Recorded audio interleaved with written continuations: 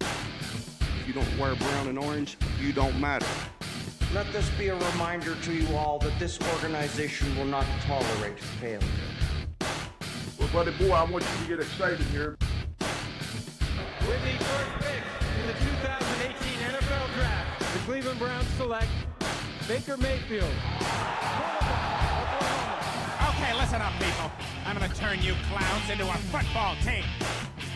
To the best fans, the most patient fans in the league, the Browns are going to win. When I woke up this morning, I was feeling pretty dangerous.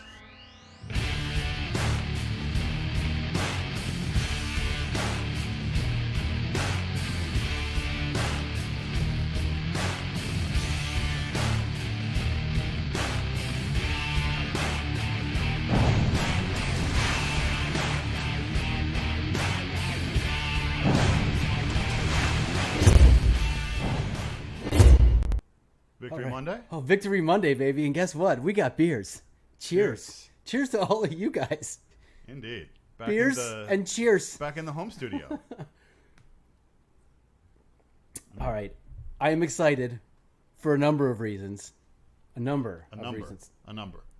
Plenty of numbers. The most important number of which right now is 4. Because that's how many wins the Cleveland Browns have right now. Matching the win total of all Cleveland coaches in the last 3 years, by the way. So terrible. 1-15, 0-16, and 3-13. Wow. Do you see? Sometimes that Kevin really puts it in perspective. I don't think No. I tell you these tales of woe, and I really don't think that you understand how bad it has been for all of us, and it's been bad. That is bad. Super, super terrible bad. But guess what? Bad no more. It ain't bad no mo. Now we're doing good. I don't have my goggles on. I feel terrible. I should have put my goggles on. These things happen. In any event, though, the Cleveland Browns 4-1 for the first time since 1994.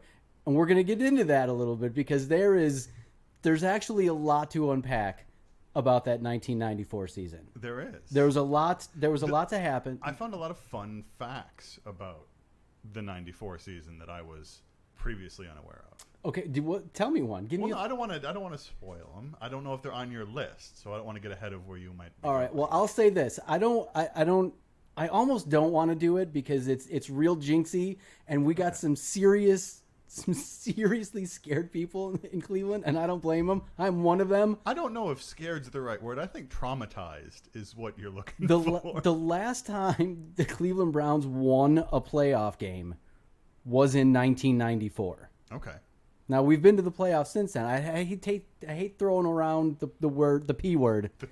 Because let me tell you, as a Cleveland Browns fan, 4-12 is still very, very possible, and I'm aware of that. So I don't want to go too far, but 94 was the last time the Browns won a playoff game, and I was there at the game. Yes. And I was a junior in high school, and I am in my 40s now. So I just want to put some things a little bit of perspective. into perspective there. I was at the last game, and I was not allowed to be doing this. Well, a lot of this technology didn't exist then. I meant drinking. I'm aware. Fun story about that game. All right. About the game, about everything. But a number of things. For me, what it reminded me of the most was, obviously everybody's very excited about this start. 4-1 is absolutely something to be excited about, especially after this win. Kevin, you said it to me right off the bat, too, at the end, rather, that this was a legitimate win. And it was. I mean, this was not Washington. This wasn't Dallas. Ooh, Dak's ankle. Ooh. Sorry, poor Dak. Not good. Sorry, Dak. So, I don't know if I mentioned this to you yesterday. So, again, because the NFL is the NFL, that's the game I was stuck watching. Oh, the Cowboys game? Yes. Yeah. So Red Rocket, Andy Dalton coming off in relief duty.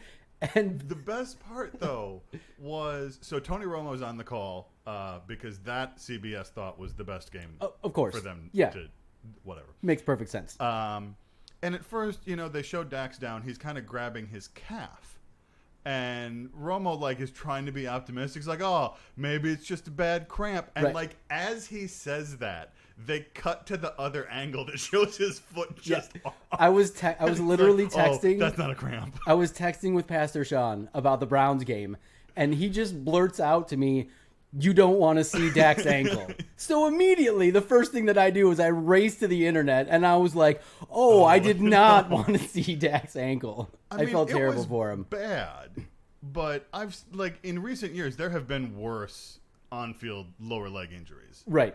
I can't remember who it was. His leg What's was his name? all the Alex way Smith. backwards. Alex Smith. When I mean, that was I probably forgot about that one. That was Yeah. probably the worst I've ever seen. That's good for him for making a comeback. By the way, he came all the way back. Playing for a supposed NFL team. Yeah, but which brings us back Yes, please continue. full circle now. The Colts were, wow, that was a good defense that we played. Mm-hmm. That was a very, very good defense. And again, I'm very sorry that a few weeks ago I underestimated what they were, because that is a scary, scary defensive front. And they took the number one rushing offense in the NFL by far and completely shut it down. They did. They absolutely did. But they also shut down the number one rushing offense minus the best rusher in the league. That's true, and it's a good point to make, and I considered that. I mean, I really did think about it. Obviously, Nick Chubb was missed, clearly, but I can't help but wonder how much of a difference it really would have made. Right. Because those guys were plugging every gap and filling every hole, and there was just nowhere to go. Right. There was nowhere to run. I think to a certain extent you would get a little more out of Chubb's lateral movement, his ability to see that those holes are full and to find the next hole. He can bounce out and cut things back when holes are closing, and obviously he's a ridiculous powerful runner. Yeah. So I mean, I even said so on our Twitter and on Facebook as well. Clearly he was Which missed. is at the bottom of the screen. Yeah, check if you're all not already following the Barking Lot Show on all Twitter. of those. Check all of them out, please. You might be pointing in the right spot. I don't know. That's right. I don't have my monitor today, folks. So I'm kind of flying blind. I don't exactly know what's happening here. It had a lot to do with the move. We are back at the original studio after. This is the second studio. Thank you very much. Oh, I'm so sorry. Technically the third studio. Okay, if you count that week we did it on your couch. on your couch. We're gonna forget about that. Or that was the very first show, which as you referred to it as the "Please don't ever watch this" show. No. I think we actually have it hidden on the YouTube page, and if we don't, we will by the end of tonight. But nonetheless, we're back to some hopeful permanence, at least for the rest of the year. So we had to shift some things around and come back to where we are now. I still have to make some other changes. So next week, everybody, though, I promise we will absolutely be back to normal. The Skype will be back. The Zooming will be back. Everything will be back, full go, and we'll be doing it for the rest of the year. So that'll give us 10 weeks. Yeah. 10 weeks of normalcy, hopefully to a Cleveland Browns. Hopefully 10 more Victory Mondays. P word. Run. It sounds worse. I know. Does it make it? It makes it worse. Don't say P word. Don't say P word. Okay. We'll just call them the Lofts. I don't know. I've got nothing. I don't want to say it. I don't want to jinx us. Because again, go back to talking about the Colts defense.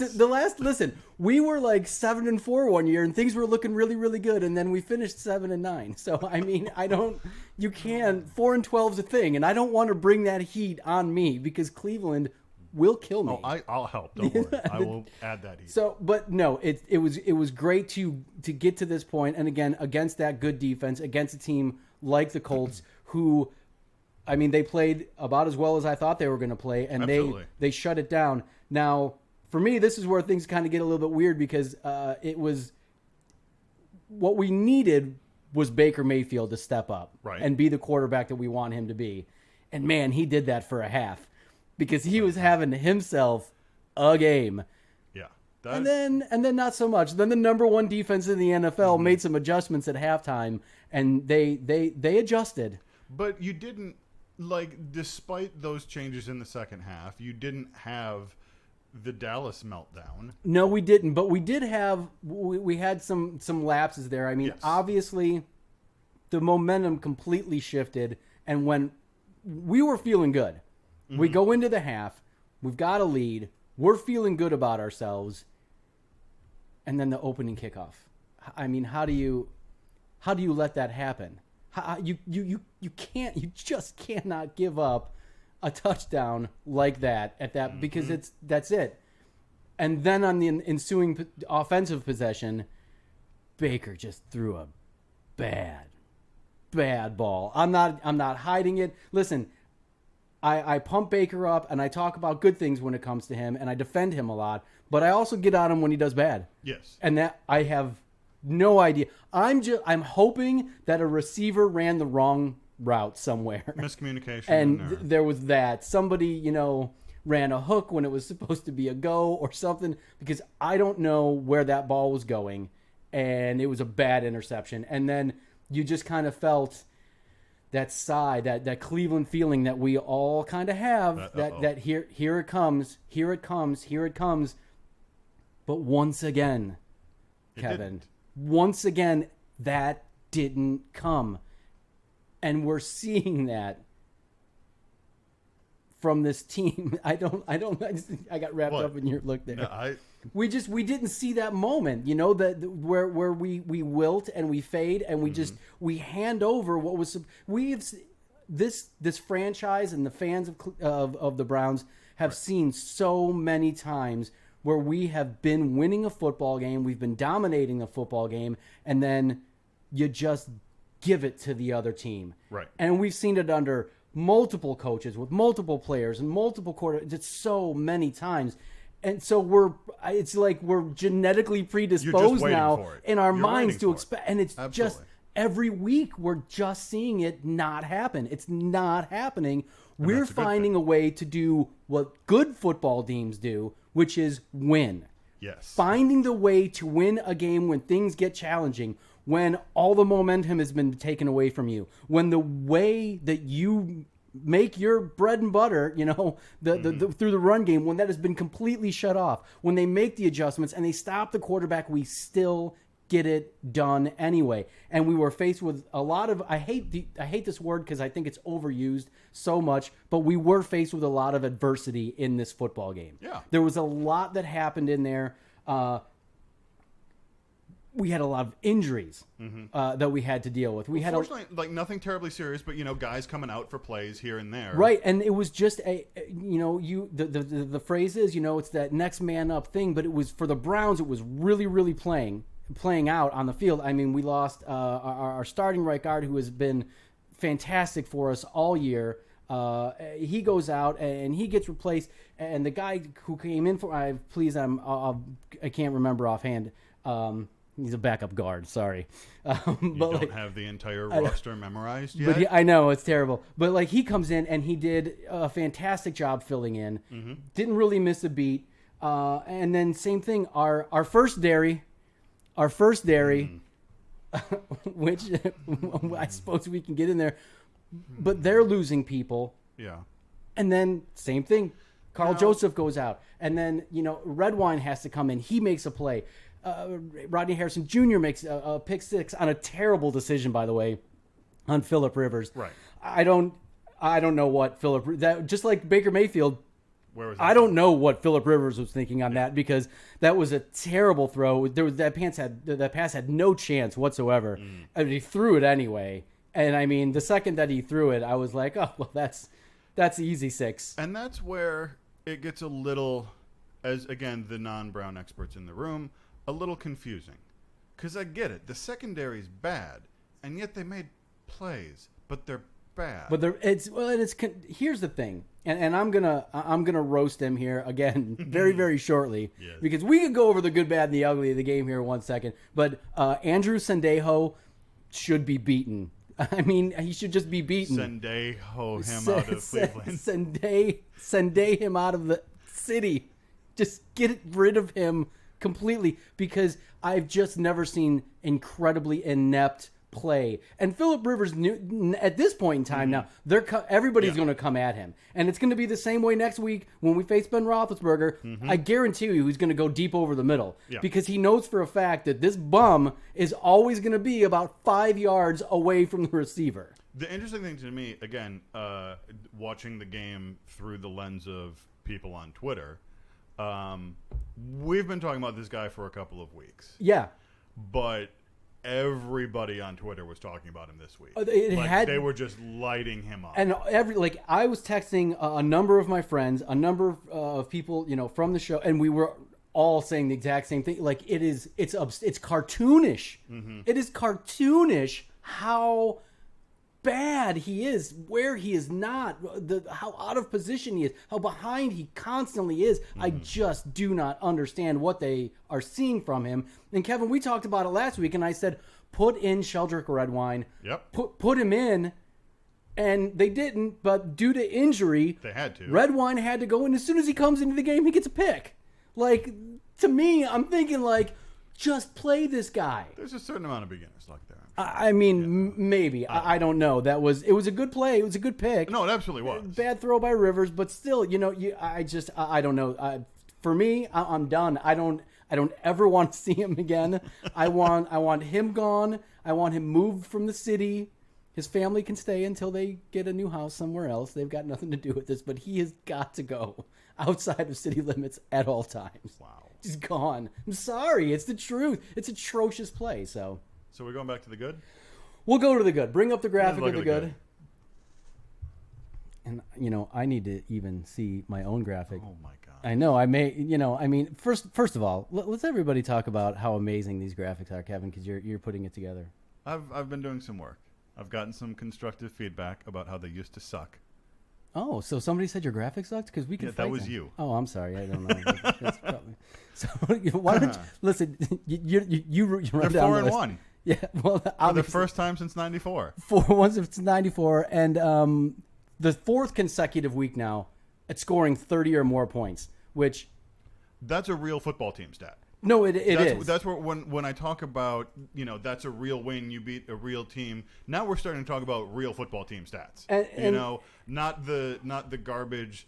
Well, when rushing off the left edge, they got 10 first downs. And that's what we had to do to try to find. Right. You were looking for any morsel of goodness you can find, and now you get real football team stats. And I don't even know, I don't know how to feel about that. All of this is so new for all of us. Well, we're just and it makes it that much more enjoyable for me. To see how new and exciting this is for you. And again, it's still got that new car smell. It does. It's exactly what it is. It's new car smell. That's what the name of this. That's what this show should have been. It should have been new car smell. Man, if I hadn't worked so hard on this other graphic, it would have been. I know. All right, but nonetheless, I mean, it's a great stat, and it's good to see too because again, the offense is still producing. Myles Garrett again. Now here's a question, and I'm not sure about it. It's officially listed as 1 sack right now, but we had one that went for a safety because they called Phillip Rivers for an intentional grounding in the end zone. If you wouldn't have thrown it, Myles Garrett was going to sack him for a safety. Gotcha. So I was under the impression that because it was ruled a safety because he had the penalty for intentionally grounding in the end zone, that Myles Garrett was going to he would be credited for the sack.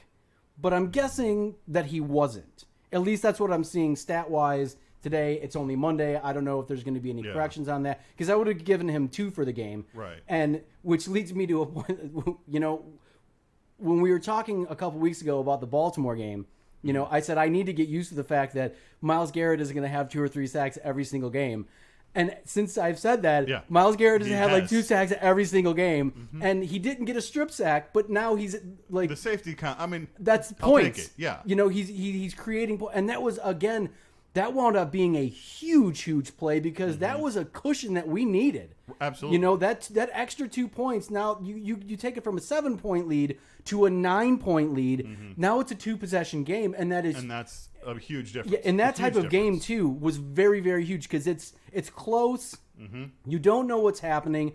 The secondary, again, the first dairy, was not playing well, and they could get torched at any moment in time. And I know that Phillip Rivers had some bad throws in that game, and he's kind of getting long in the tooth.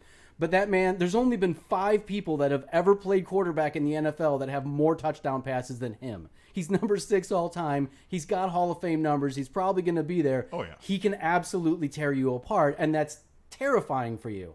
And they did the one thing that I said they needed to do defensively too, and that was get pressure onto Phillip Rivers. He was rushed and he was hurried a lot in that game, and that was the only way, because if we would have given him time to throw, he would have eaten us apart. I didn't even bother giving you the pressure statistic for this week because you mocked me when I gave you a pressure statistic last week. No, I didn't mock your statistic. I didn't. You said no one. He said no one cares about pressure now, stats. see, that's not exactly the way Those that were your exact words. Nobody cares about pressure stats. Okay, listen, but you know what? I felt that I may have been a bit harsh and a bit incorrect.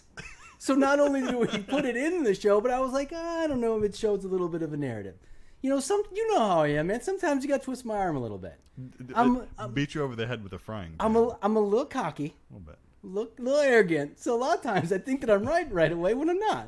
And I accept coaching. All right. Last but not least, on the good. I'm putting Cody Parkey on there. I listen. He made what essentially was a game-sealing field goal. Yeah. And it was a good kick. And I know Brandon's gonna want me to give Cody Parkey some love. I'm giving him some love.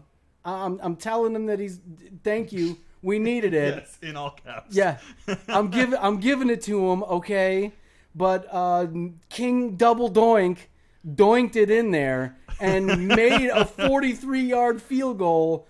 Way more stressful for me than what it needed to be. I'm still not a Cody Parkey fan. I still don't believe in him. Listen, the one thing that I can say about being a Browns fan for all these years, the one thing that we were spoiled with was we had Phil Dawson. Yeah. Who was one of the greatest kickers ever. And I watched that for like 15 years. Mm-hmm. So I expect that out of my kick. I understand that it's an unrealistic expectation. I should probably tone it down a little bit. Maybe. But I do. That's just where I'm at. I don't know if that's ever going to go away. I want my left tackle to play like Joe Thomas. Sorry. That's what I want because that's what I saw. Yeah. So I don't have – listen, I'm going to give him his due. He made a kick. It was a clutch kick. But if he had to do it again, I know that I'm going to be sweating more than I am right now. I just want to point out, I put him on the graphic here, not really to have him on there, but mainly for that glorious hair on the holder. My personal favorite. The man. The man. The man. The hammer. The hammer, the Scottish hammer, Jamie Gillan. So good. And listen, we both got, I like that we're both rocking Scottish Hammer shirts, by the way. Shout out to Zabo Apparel. Absolutely. There we go. The unofficial official sponsor of the parking lot. You got your Scottish Hammer. I got the Punts and Pines shirt. If anybody's taking a look at that. Yeah. What are we on? We have a 2-shot there? Yeah, okay, Punts and Pines, baby. Yeah. Getting nice since I'm on it too, I also got the I got my mask. That's nice. I like that logo. I like the bars for the E. I'm a big fan of the mask. It's cool. It's very comfortable too, by the way. We're doing a little social media shout out there. I do. I like it. I like the mask, so I wanted to get that on the show too. And my man gave me a hat too. Sorry, I have a different hat on right now, but I'll get the CLE hat on next show. But so I'm giving him his due. Good enough. Moving. I'm not gonna. You're done. I'm just. You're done. So you're a kicker still. So the bad. Oh boy. The bad was. It was bad. The run game. The run game. Again, we talked about it a little bit. Nick Chubb out. But you listen. I'm just going to give the credit to the Colts defense, up front especially, and their linebackers are playing fantastic. They were doing what they've been doing to every other team in the league. Right. And I would almost say getting 124 yards on them, not terrible. Right. And you know what? In my opinion, I don't think that there's going to be too many people that disagree with it either. The play of the game, what really sealed this all for us, came on a run. And that was to Ernest Johnson in the fourth quarter. It's third down. And then those are the plays that win you games. And again, that is it. The run game is getting shut down all game. Oh, don't get him out of here, man. The run game's getting shut down all game. Yeah. We've got nothing. We cannot manage anything. And when we need it most, a backup. Yeah. A backup steps up and rips off a 28-yarder, seals the game, and that's it. Ball game. That's it. That's ball game, folks. And it was just amazing to see. So although it was a bad to see overall because we've been spoiled these first few weeks here and seeing just a dominant run game. At least it stepped up in the end when it counted. Yeah. But still, they were shut down. And then obviously the two costly interceptions. One of them we touched on already, Kevin, was it was a bad throw. I can't make excuses for it. Mm-hmm. The other one though, I'm not going to put on Baker because he was hit when he was throwing. Yeah, and, those happen. And listen, the Colts were getting almost just as much pressure on Baker Mayfield in this game as we were getting on Phillip Rivers. So I'm going to give them a lot of credit. I do still think that, from looking at Baker, he does still need to have a little bit more confidence in stepping up into the pocket. I understand that he's great when he's on the run, and he is. I'm not going to – when he moves out of the pocket, I get excited because I'm like, wow, some shit's about to happen now. I'm going to see something. Yeah. It's like it's a moment. I'm ready. I'm like, yeah, throw it. Mm-hmm. But at the same time, he's got to be a little bit more disciplined. He's got to be able to stay in that pocket and make a throw. And he did a few of them, especially in that first half. And yes, in that first half, he was making some driving throws. The second half, not so much. And those interceptions that he threw, it could have meant the game. Now he did get knocked up in the second half. That sounds funny. Yeah, that's not what happened to him. But he got knocked around in the second half, and I'm wondering how much of that kind of physical toll had an effect, both physically and mentally. On that interception that he threw, he got. That's when he sustained the rib injury, and you could see him. At one, he threw a ball and it was incomplete, and he was flexing his arm, and you could tell that he was in pain. And one thing, and two, another criticism that I will give Baker and on his misses that he had today. High. Mm-hmm. They were all high.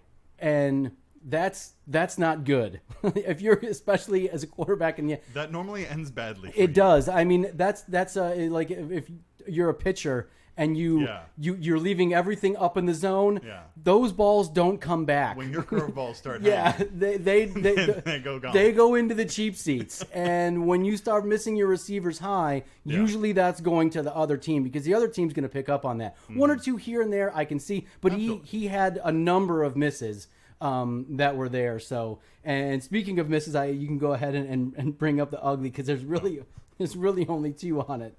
And that's obviously send him out of Cleveland because what a bum.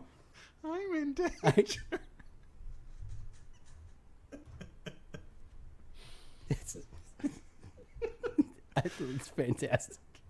It's fantastic in every way. This is my second favorite graphic this week, so folks, that gives you something to look forward to. Yeah, no, this is perfect. Again, Sendejo is just an absolute. He's atrocious. He's atrocious in his coverage. He is in danger of getting burned on every play that he's in for, and just making a mockery of his position. It's just unacceptable play, and I don't. Hopefully, it comes to an end. Hopefully, and then one way or another, either he improves or you find someone who can play. Yeah, pitchforks. The other thing is pitchforks. We go down to Cleveland Stadium with pitchforks and torches, and we do it old school style. It's gonna be a weird feeling to do that with a winning record, though. Listen, man. I don't put anything past Cleveland fans. Fair enough. We had a parade for 0-16. I don't know what to tell you. I see what you're saying. And the other one, obviously, and this is incredibly out of character. The two drops by Jarvis Landry. I'm not gonna beat him up. Because happen. Not only has he been spectacular and consistent for us for the entire time that he's been here, and he made a ridiculous catch. Mm-hmm. This is the second time I think I've seen him do this where, and I don't think that you saw the particular play, Kevin, but the ball, Baker threw a pass, and Jarvis grabbed the ball, pinned over the defender, pinned it to his helmet, up and over and wrestled to the ground. It was the most athletic thing that I've ever seen. Next to it's on the Twitter, I saw. Yeah, next to OBJ's stupefying catch where they tried to decapitate him, and he still held on to it. So I'm not going to give him too much of a hard time, but crucial drops. Yeah. I mean, they were drops that were on third down that would have absolutely extended a drive, and twice, right in his hands. I mean, it was right there, and he was wide open. Very uncharacteristic for him. Yeah. I don't know if we're ever going to see that again for him or from him, but it was definitely ugly. Ugly to watch. I don't know. I mean, you know, sometimes it gets away from you. These things happen. You know, these things do happen. And what was the last one on the bad? The kick return. Oh, yeah, the kick return. Again, we did talk about that too. You cannot, at that point. 101 yards. You just can't give that up. You cannot give that up in that situation. I mean, we had just picked off Phillip Rivers. You know, pick 6 at that. Yeah, you know, the defense, that secondary, that first area that I give a hard time to, they make a play and it's like we're feeling it, and then right back. Yep. Right back to them with that momentum, and then we throw an interception of our own, and everything just swings from that point. And you know, they were good enough to overcome it though, and that was good to see. Pastor Sean does point out he wanted to make sure you didn't forget a certain level of clairvoyance when it came to some interceptions. So, and I'm so sorry that I can't have you on right now, but I promise we're going to have you on next week. I have everything set up and ready to go here. But I texted him while we're watching the game, and I'm like, a turnover would be great right about here. And that's when Harrison had that pick 6, and he's like flipping out. He's like, I can't, you know, he's like, I can't believe you did it. He's like, you called this, you bastard. And then later on in the game, you know, we texted a few times, we're talking about it, and I texted him. I was like, well, you know what? I think it's time that I dial up another turnover here. And I mean, I pressed send, and that's when Sheldrick Redwine gets that interception. And he's like, this is insane. He's like, you're going to have me on the show just to prove to people that it actually happened. It did. I called both of them. He's verifying it in the chat. I did. I did. I don't know how I did it. I just got lucky. It happens. But I was glad to do my part for our team. That's all I can say. There you go. I'm glad I was there for us. Making the sacrifices. You know what? Sometimes you just got to lay it out there. It's what you do for for fandom. Yeah. That's what you got to do. So, yeah, it was. I was amazed. Actually, speaking of your fandom, do we want to look at that video? Okay. Do you need to set it up a little? Give me 1 second. Okay. Because it goes on.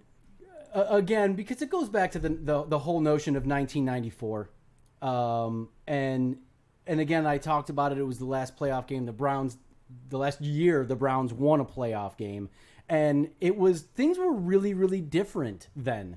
The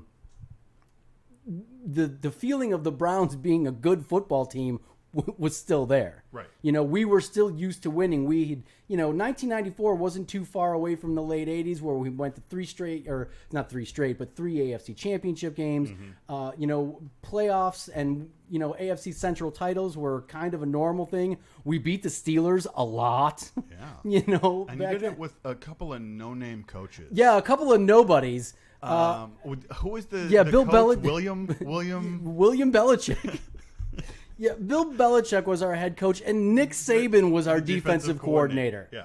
I mean, and if you actually go back and think about, and I've talked about this a number of times, if you go back and look at that team and look at the people who were on it, the assistants on that staff, I mean, Ozzie Newsome, that was like the year before he was named GM of the Ravens. Right. And I think that we all know what Ozzie did in his track record in Baltimore. A few things. Clearly, we know what Bill Belichick did. We all know what Nick Saban has gone on to do. Mm-hmm. And we had other people that were below all of Scott Pioli, who was a major influence in New England, was on our staff.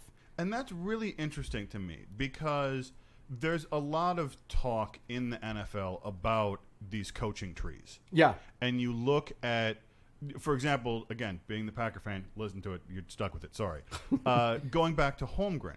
And looking at everyone that was on his staff in Green Bay and where they've gone and the things they've done. By the way, Mike Holmgren, not a big fan club in Cleveland. Because the Walrus came into Cleveland and he did some Walrus-type stuff, and guess what? It didn't work out. You didn't get the good years. I'm He sorry. gave us Pat Shurmur. Just want to throw that out there for you. Ooh. Yeah. Well, So, but my point is, you've seen it there. You've seen it in other places. Even before Green Bay, you saw it in San Francisco. Yeah, their coaching tree for sure. Where did somewhere at some point in Cleveland it fell off the rails? Well, it didn't fall off the rails. Art Modell moved the team and screwed us, and it didn't fall off the rails. The train was blown the F up.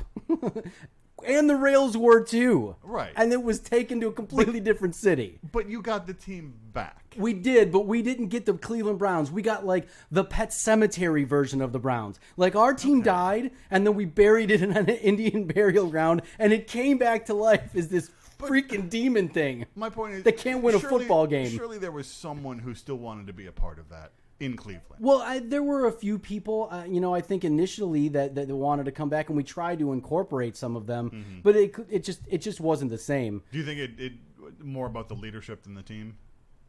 That or whole ownership, all of that was such a train wreck for us.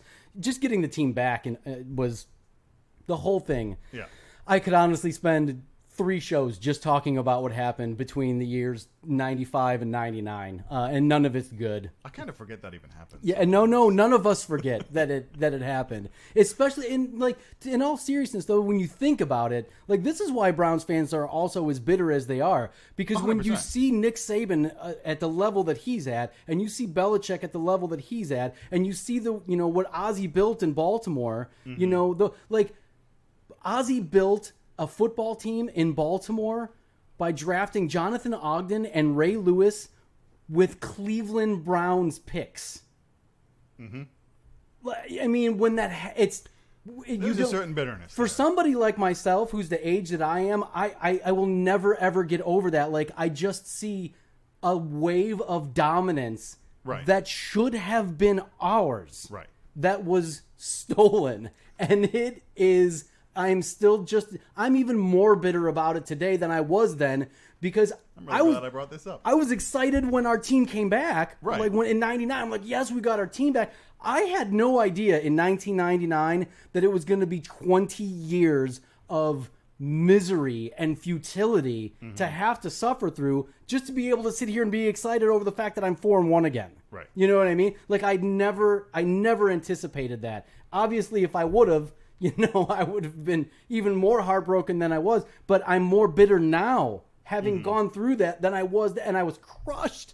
I mean, I was, a senior in high school during our last year. It was just crushing to me. So, looking back on that, it's kind of, I think it's all of that's kind of weird that we're finally back. I think we're shedding a lot of the bad juju, a lot of the jinxes, and whatever it is that you want to call it with the Browns. So yeah, we can. I'll cue this up here, and this is my ode to 1994. Some of you have seen this. I know some people have seen this particular piece of cinematic glory. It's a thing of beauty. Oh, it's a thing of beauty. So here we go. This is my YouTube commercial that I made for. I made this commercial for Channel 3 about 7 years ago, I want to say. So here we go.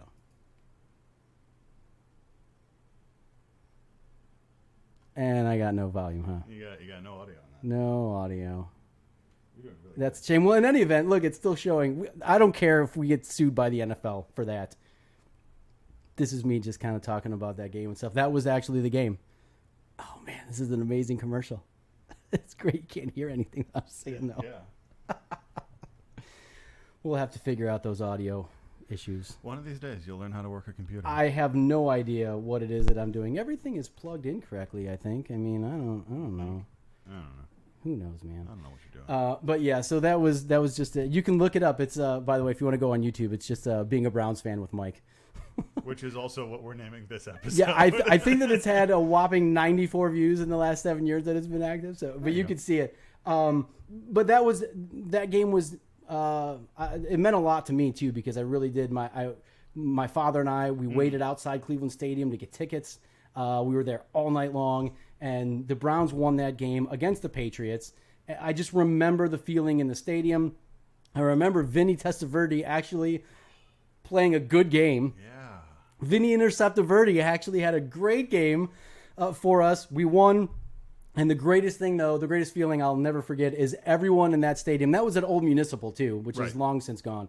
But everybody in the stadium just chanting, "We want Pittsburgh, we want Pittsburgh, we want Pittsburgh," who went and kicked our ass the following week in the playoffs, which I don't really want to talk about right now. Careful what you wish for. But that does lead us into, what's coming up next week. And this week, it's already started. You know what that is, Kevin? We're going there first? Oh, it's Steeler Week, baby. Okay, hold on. Oh, it's Steeler Week. And here we go. Ta-da. And we got to get Mr. Thomas Lanahan involved in this at some point. At some point. We're going to record some promos at work. We got to get Tom because we have an extra special graphic for Tom. We do. I don't have it today. No, but we're going to play it. Okay. It's going to be played. I'm thinking that when we celebrate the victory over these bums, that's when we're going to play it. So that's what I'm thinking. Or just periodically throughout the game. Yeah, so what do we have? Is this the AFC North report here? No, this is your record. Oh, just going to the record. So I'm still undefeated, by the way. You are 5-0. I am 5-0. The Browns are 4-1. And we've got those Steelers coming up. And I'm just going to assume you're calling this a loss. Get out. I like to poke the bear. Yeah, get out. You are social media Jessica. Do you know how to do all of these buttons? Do you know what these buttons do? I don't. We can do the rest of the show on Twitter. Okay, that's fine. Then we're moving to Twitter because Kevin is fired. He is out, and I'm gonna have my children actually escort you out the front door. The security gonna come. Yeah. Oh, I got muscle in there, buddy. You don't even want to know. No, I'm absolutely calling this a win for the Browns. Absolutely calling this a win. I'm not going to talk a lot of smack because, in all honesty, Pittsburgh's looking really good. I mean, obviously, they're undefeated. It'll be a good game, and for sure. One thing I will say before I get into too much of going about the Steelers, Ben Roethlisberger is playing way better than what I anticipated him playing. Mm-hmm. He's looking very Hall of Famer-y, and I don't like that. Yeah. I don't like.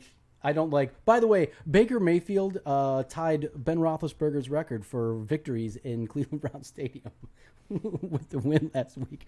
Again, I saw some sort of tweet about someone in a shirt that said Ben Roethlisberger is like the winningest quarterback in Cleveland. He was. I think I don't know if it's the winningest. Yeah, but I mean something along those. No, he just came into Cleveland every single Sunday and proceeded to do whatever it is that he wanted to do for 60 minutes, and we had no choice but to just take it and watch it and enjoy the abuse. Yeah. That's what we had to do. And that explains why last year someone decided to dole out some abuse of their own. Yes. Their own special way. And it was. Let's not lose our heads here, Kevin. No, that's what he did. Moving along, but yeah, I thought that was with that win that gave him more victories. That's how bad you do. Again, the stats that I'm hitting you with really shows the futility of this team and why we're so excited to be 4-1 right now. There you go. All right, so we made a change too. We made a change. Are we going to that, or are we going to the North Report? Okay, we can do the North Report. It's fine. Is that what you got loaded up? Well, I'm trying to keep us in some semblance of an I have. Listen, you don't. Have you been? You've been a part of this show for almost 2 years. There's now. a graphic on the screen. You should talk about it. Okay, this is where we are in the AFC North. Pittsburgh undefeated still. Boo them. Boo. For now. Yeah, for now. That's right. And then the Browns. For me, this is great to see. Only for the fact that I feel like this is the greatest division in football. And I hate Pittsburgh, and I hate Baltimore. Nobody cares about Cincinnati. I don't hate Cincinnati. Have they played each other yet? No, I don't think so. No, I don't believe they've played each other yet. Because that's usually So that's 2 losses someone's getting. That's a blood sport right there. Yeah. So, yeah, I mean, I like to see this level of competition, within this division. There's 3 teams in it. I'm excited about it. And then there's I have a lot of friends who, unfortunately, are Steelers fans, friends and family. But in all seriousness, all joking aside from it, it's really, really cool, finally, that a Browns-Steelers game has this type of meaning to it. Exactly. Yeah. And, again, going back to like that talking about 94 again, that was a time when the Browns-Steelers was one of the best rivalries in the NFL. It was up there with Packers-Bears. Yeah. You know what I mean? It was Cowboys-Niners. That That was a big deal, that rivalry, and it meant a lot to all of us. You know, everybody in Pittsburgh, everybody in Cleveland, and they were some brutal games. And again, you know, the Pet Cemetery version of the Browns that we got back, we had to endure just utter humiliation at their hands. And I'm glad to see that the tide on that is starting to turn a little bit, and we're not that pushover anymore. Right. We're just not. We're here to fight, and especially what I'm seeing out of this team this year, just like last week was a test. This is another one, because Pittsburgh, what they do, I'll at least give them. I don't like to praise them, but I have to, because they're consistent. Mm-hmm. They do what they do year in and year out, and the personnel changes, the players change, but they just keep doing it. They always, you don't see Pittsburgh having 7 and 9 years often. Right. You don't see them missing the playoffs often. I mean, that's a perennial 11-5 football team. It doesn't matter who's playing. It doesn't matter who's part of it or what's going on. That, you know, that's what they do. And that's what the Browns want to be. That's the level that they want to attain. Mm-hmm. And if you're going to do that, then you got to beat them. You need the man. You got to beat the man. That's the truth. That's exactly what it is. So I'm looking forward to this game. I'm excited about it. And of course I'm going to go homerish on it. You know I'm picking my Browns to win this. Okay. What's your score? Pastor Sean's got a score in the chat. So what's yours? Okay, hold on, because I want to hear his now too. Okay. I really want to hear his. You know, I think we get our running game back on track a little bit more, because Pittsburgh does it. I'm not going to take anything away from them. They do have a good defense, but they don't have a Colts defense. Right. Not quite as good. Pittsburgh is still up there. They're still top 5 defense in the league right now. And TJ Watt is no joke. You got to find a way to do something with him. I hate that guy. God, he terrorizes us, all man. of them. Because they've got Derek now, too. They picked up Derek from the Chargers. Yeah. Well, do they really? Yeah. Okay. Now, obviously, being a fullback doesn't help them on defense, but I'm just pointing out there are 2 of them on the team now. Nonetheless, yeah, I am going to. I don't think that it's going to be a beating by any stretch. I think it's going to be another game. Are you still scoring 30? We are going to score 30. Okay. I'm going 34-28 Browns. Ooh. So close. 34-28. That's what I'm calling. I think we're going to hang some points on them. I think we're going to give some points up. There's no way that Ben Roethlisberger doesn't exploit that defense, the first area. So Pastor Sean went with 34-26, then revised it to 34-23. Brandon, not with you guys. Brandon's calling it Steelers 27-13.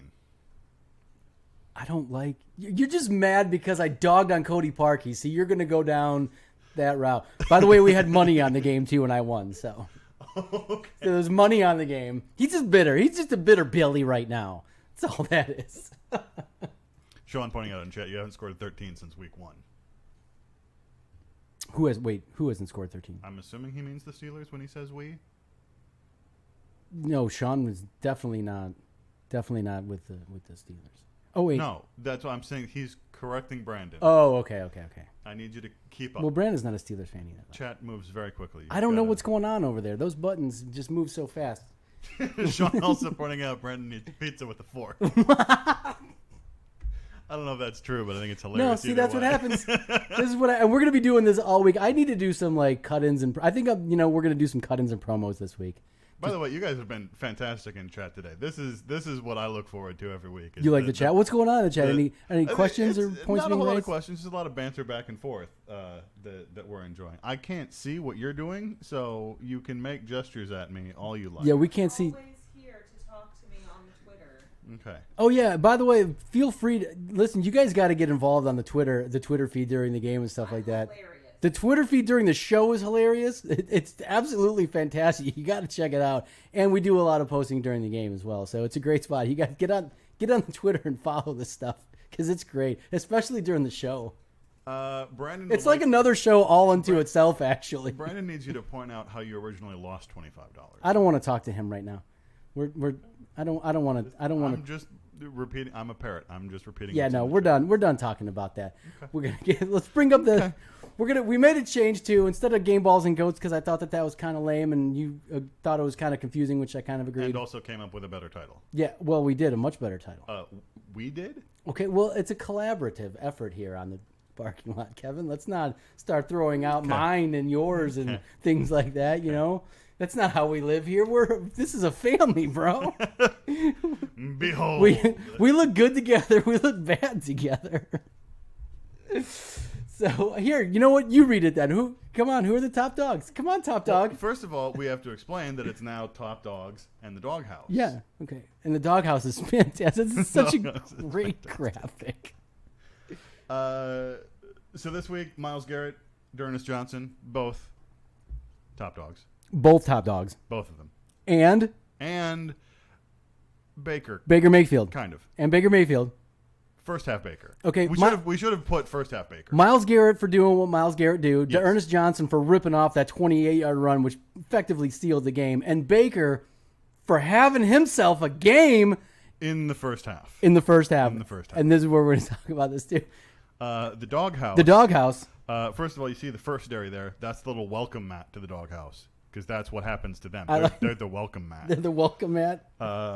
Deep in the doghouse there, making it his home, is Mr. Sendejo, where he belongs. That's where he belongs. He shouldn't even be allowed in that house. Peeking out of the doghouse is second half. Baker Mayfield. Bad mustache Baker.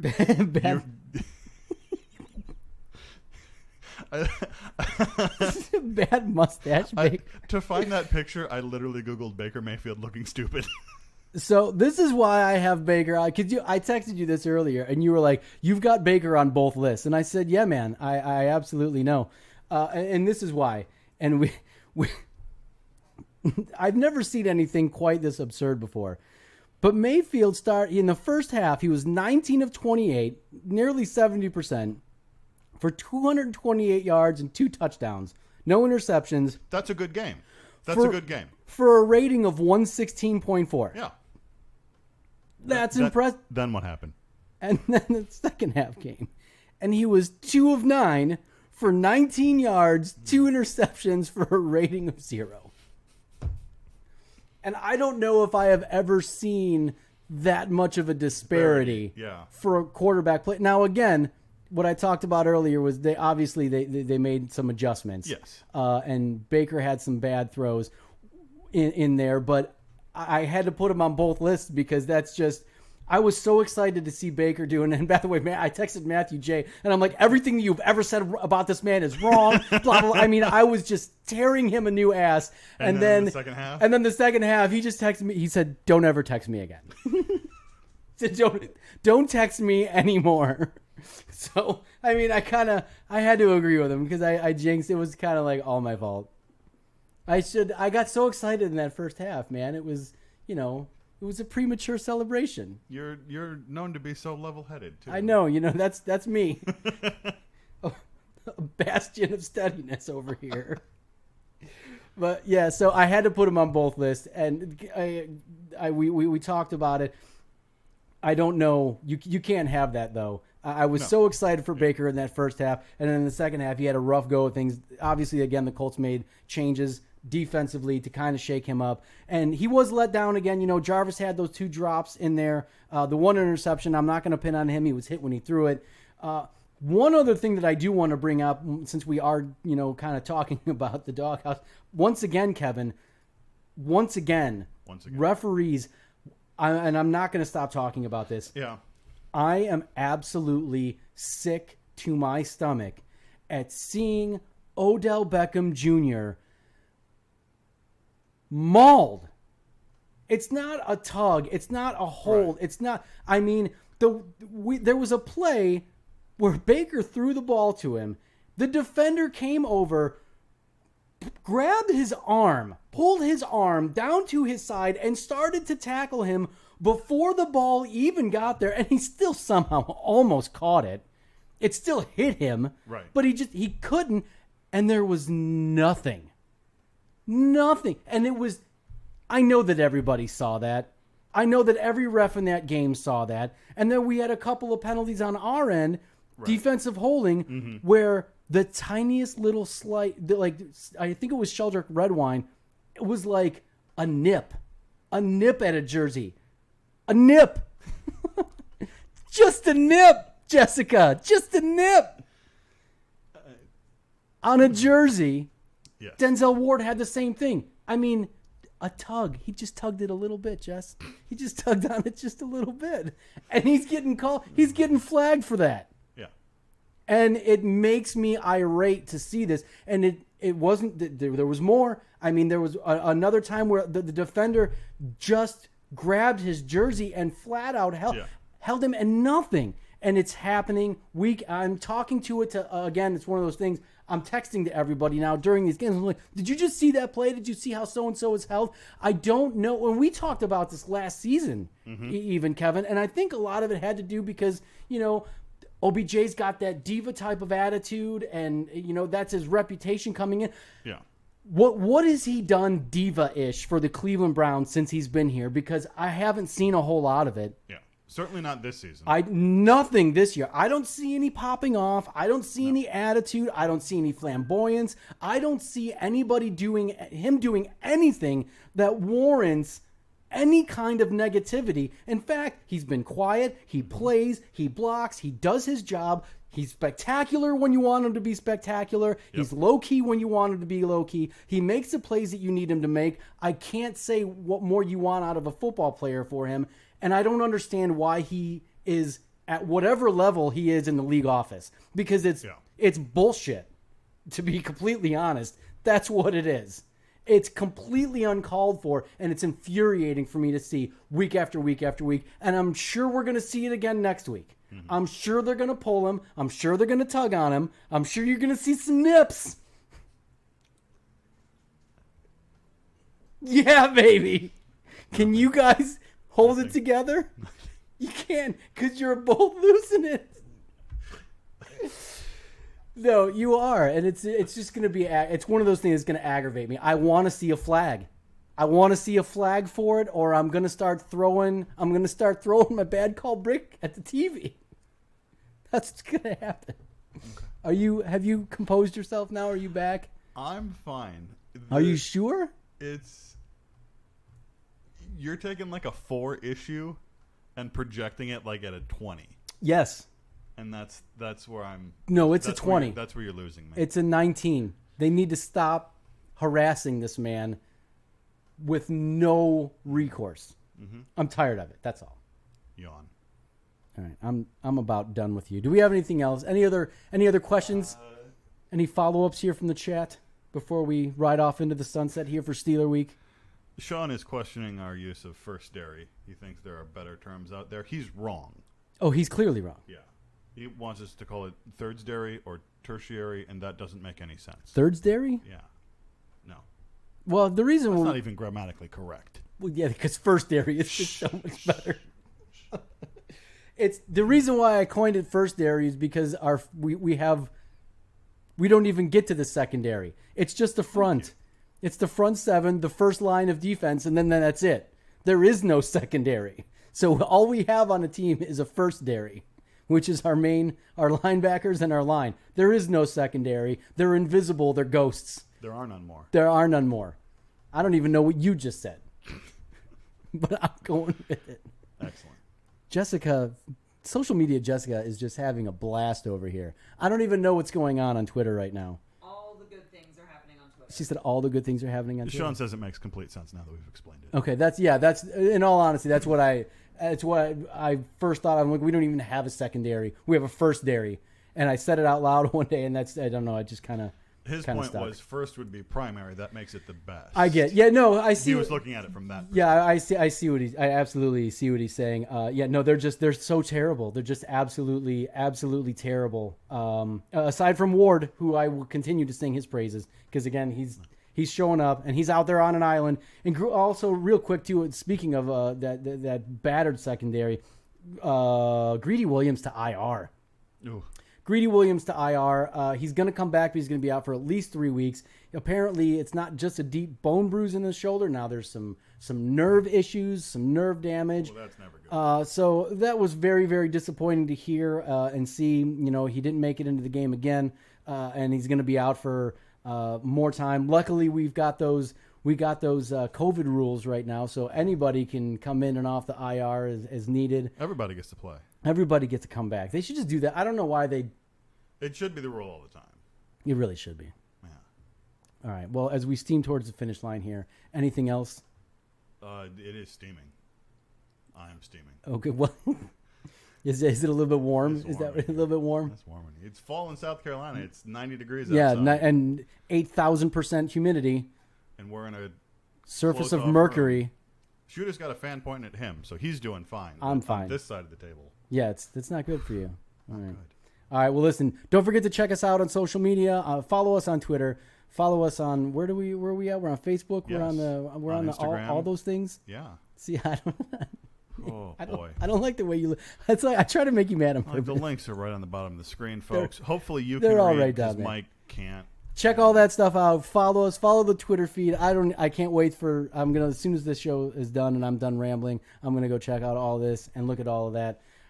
So, thanks for joining us and go Browns. The Steelers suck.